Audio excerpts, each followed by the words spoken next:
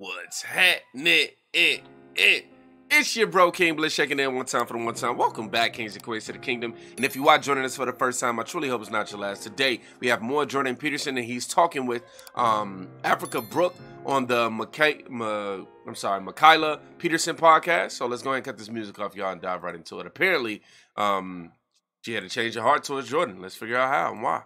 Because I'd had an experience in relation to you years before where I had made a firm decision that I would never in my life listen to anything this man has to say. Based on a 3-minute clip, mind you.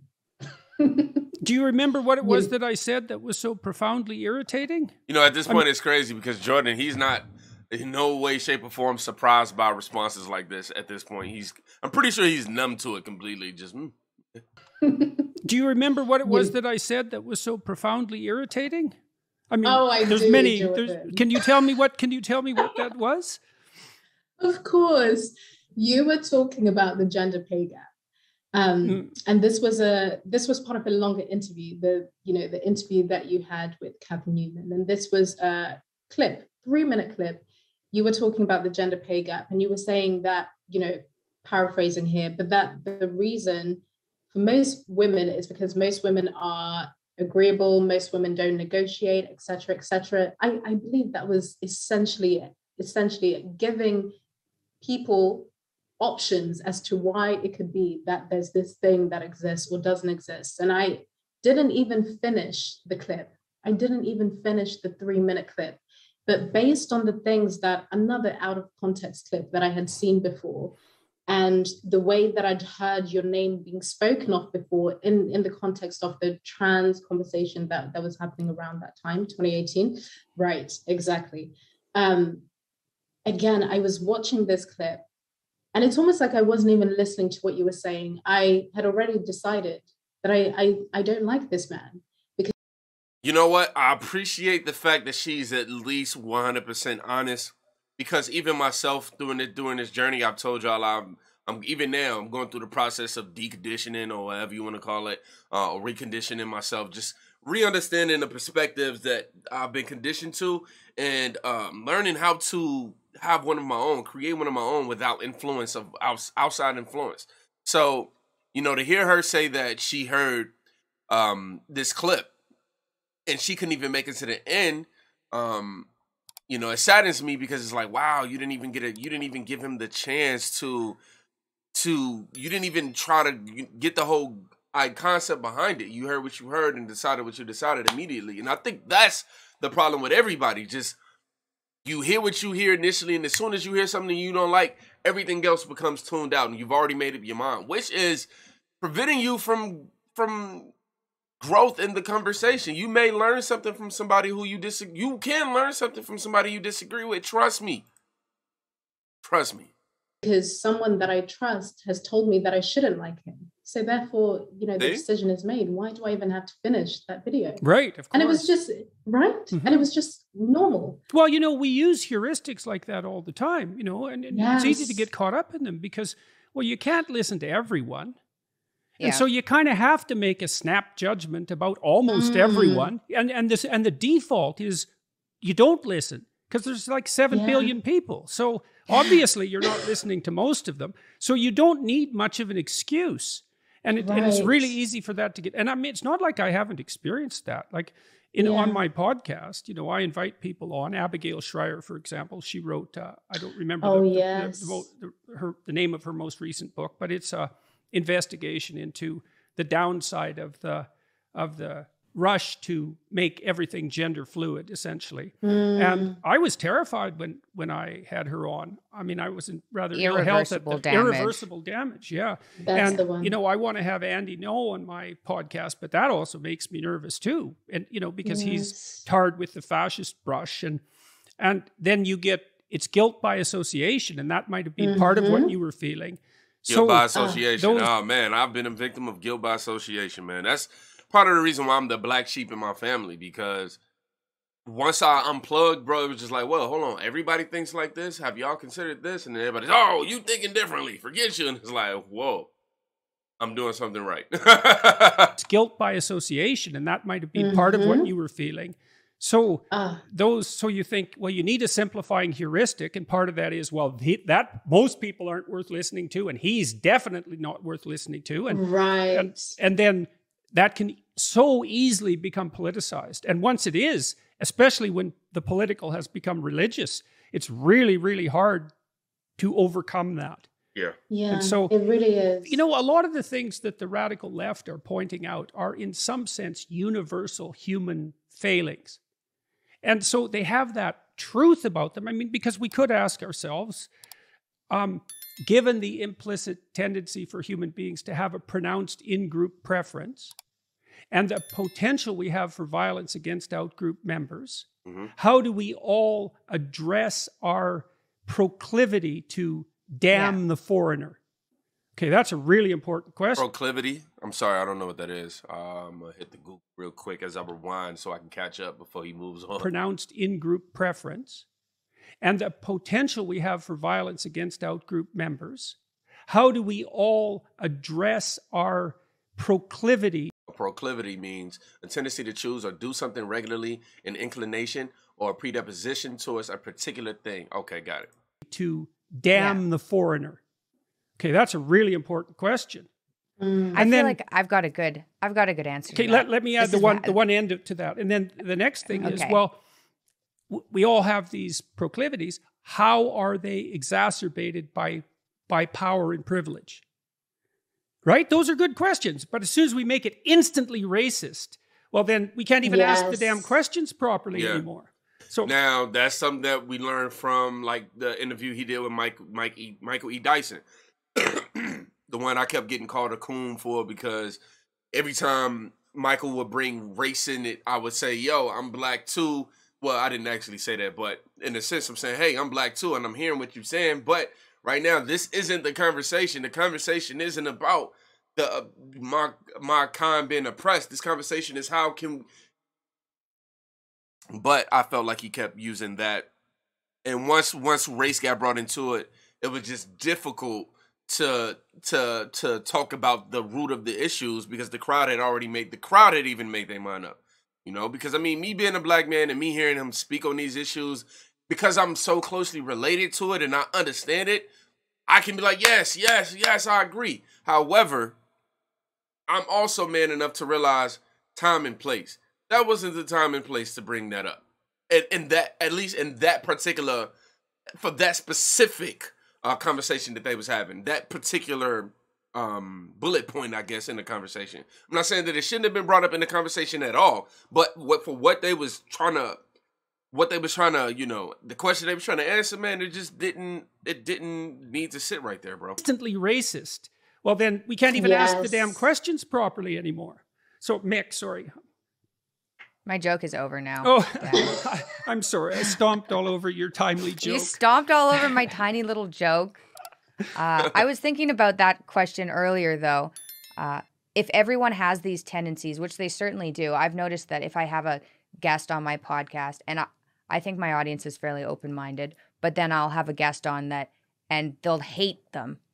And they'll be like, well, you can't just, even if you don't agree with them, maybe they are wrong, but like you can't just cancel people because they don't agree with you because you're doing exactly the same thing that the people you're complaining about. Well, you know, and also maybe your stupid opinions aren't right. They're probably not right. And like, are you so sure your life is going so much the way you want it to go, and you're such a bloody paragon of virtue, and the light is shining out every orifice, that everything you think and say is correct, and everyone who disabuses you of your notions is evil? That mentality annoys my soul. When you just think you're just so right. Like that you can't even... This is the problem I have with older people. I'm just keeping it real. People who have been adult for more than 20 years, it's just hard to have a conversation with them. Not all, obviously, because, I mean, look at us, we're here. I'm just being... And I ain't mean to just generalize it into... I ain't put it into one specific age group, though. I ain't give y'all the decade. I'm just noticing, like, when you're older, you just become just so... I know everything. I've been through this. I've been through that. You can't teach me nothing. Like perspective. My son is 12 years old, teaching me stuff every single day. And I'm over here like, dog, I can't. It's been times where he's corrected me, and my parent pride kicked in, and I realized it, and I acknowledged it to him. Like, yo, I'm gonna keep it real. You just checked me. I didn't like it because you're my kid, and I don't like the idea of that, but I'm man enough to say, yo, son, you're right. I'm not so... this is going somewhere else with it, but that's okay, because like y'all said, y'all like to hear what my personal... But yeah, man, like, yeah. That everything you think and say is correct, and everyone who disabuses you of your notions is evil. You're really so sure of that, are you? So, you know, you wander around and you think, God, maybe I should listen to this person because I'm such an ignorant bastard and I'm so full of malevolence, and maybe they'll drop one thing on me that won't make me like miserable and doomed to hell and to drag everyone else there too. That's, yeah, well. You know, I felt something similar when I finally leaned into listening to you properly, because what was interesting, even after that moment in 2018, watching that 3-minute clip, deciding this man is evil, I want nothing to do with him ever again. And of course, I didn't think I would ever have anything to do with him. Yeah, look what happened. Infiltrated. Yeah. Right? People especially people that were not really connected to the digital world, a lot of older men in my life. You know what's I'm sorry, as an audio engineer, I know that the mic that she's talking through isn't the mic that's picking up. Her laptop microphone is picking up because she sounds too far away to be that close to the microphone. Not really connected to the digital world. A lot of older men in my life, for example, and women in my life would always tell me to read your book. It's honestly, people would always say to me, Africa, you will really love this book. I would have friends of mine send me lectures. I think you're really going to like this. And I would just completely ignore it. And in my mind, I'd be thinking, what am I going to find? What am I supposed to like? Because again, I have this idea of you built up in my head. So I'm finding it very confusing that people that know me very well are telling me that there's something that I'm going to like. Yes. Right? Yeah, what the hell? Very confusing. But again, for years, what the hell? For years, I ignored it. So when I started watching your lectures late 2019 and last summer as well, in the beginning, I could notice myself listening to you and waiting for a moment where I could say, aha, see? Right. I knew I was right. And you know what? I waited. That moment never came. That moment never came. That comes for me all the time. Same. Really? Same. There's never been a moment where, you know, first of all, let's make an understanding that no, I don't believe that Jordan is perfect by any measure. I mean, he even talks about his shortcomings. But anytime I'm hearing him in these debating arenas and I'm hearing him in these settings where he's talking and having an exchange with somebody, it's rarely a time. I'm not gonna say it's never been, but it's rarely a time where I'm like, nah, Jordan. You know, just because, like I tell people, when he speaks, at least from what I perceive, when he speaks, I wouldn't say that he doesn't speak from personal belief, because he has to believe in what he learns, right? But I believe that he only bases his responses based off of actual facts and events and things that have happened to prove what he's saying to be true, versus him just emotionally driven saying, hey, you need to believe me, you know?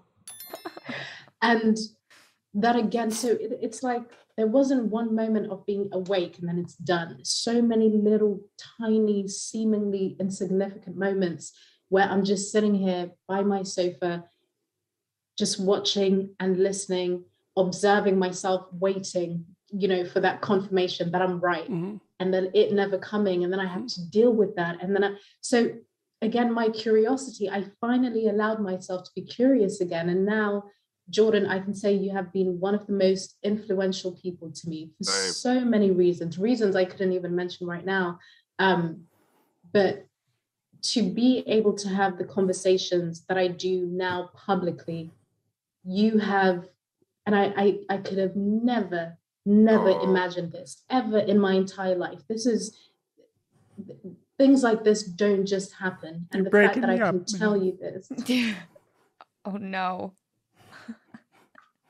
Thank you. Just thank you. Thank you. You got him.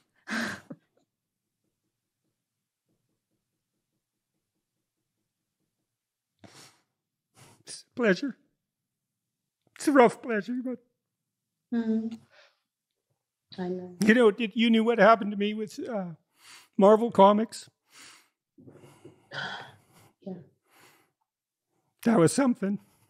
It's really something to see yourself portrayed. You know, I got accused of being a Nazi pretty much when all this happened. It was really something because I had been teaching students what we're talking about today, about these temptations that you faced and how people, as individuals, get sucked into that totalitarian hell. You know, and then, so that was something for that to happen, such a reversal, and then to have that comic book come out. Whew. I ain't gonna lie, I couldn't say nothing, man, when it first happened, because I was over here fighting back. Not because he's crying. Well, yes, it definitely is, but more so for the reason. Like, watching your message impact somebody that way, your intention, watching yourself be ripped apart on a regular basis, watch your messages be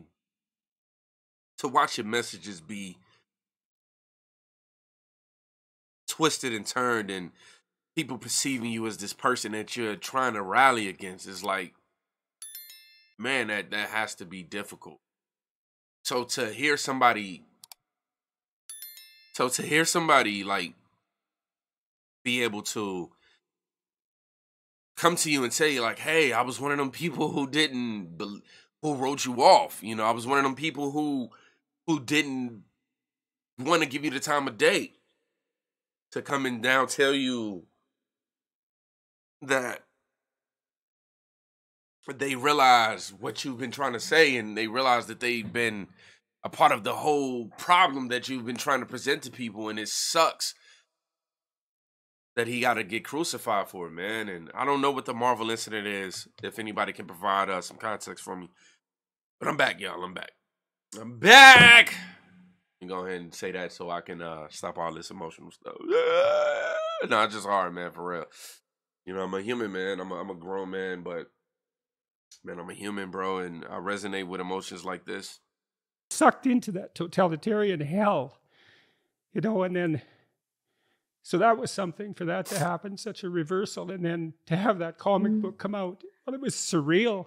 It was absolutely surreal to be portrayed, because Nazi wasn't enough, right? We had to go right for the archetype itself. So I think we've raised about $400,000 for charity now on the basis of that. So that was a fun reversal. But it was really shocking when I first saw that. I just couldn't believe it. I was very ill at the time too. And I thought, this can't be real. This has to be Photoshopped. This cannot possibly be happening. It's so completely beyond comprehension. And, you know, to come from the pen of one of the foremost Black intellectuals. And I use the racial category only because that's the categories that he's using to operate within. Yeah. You know? So life is really weird. This is true. Right. This is true, as this whole conversation illustrates. Man.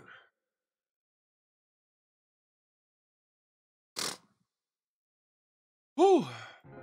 Man. That was beautiful. That was a beautiful exchange. You know, you got so many people who tell him how much they hate him on a regular basis. They tell him how much they hate him on a regular basis, and they find ways to just stomp on him any chance that they get. So to hear him get his flowers in his face, man, is a beautiful thing, man. Thank y'all for coming to Kicking in the Kingdom. If it is your first time, truly hope it's not your last. You and die, we didn't end ours. In this particular case, we just did have a discussion. If you made it to the end of the video, thank you. But if you can smash that like button, it would mean the world to me. Y'all be safe. Take care of yourselves.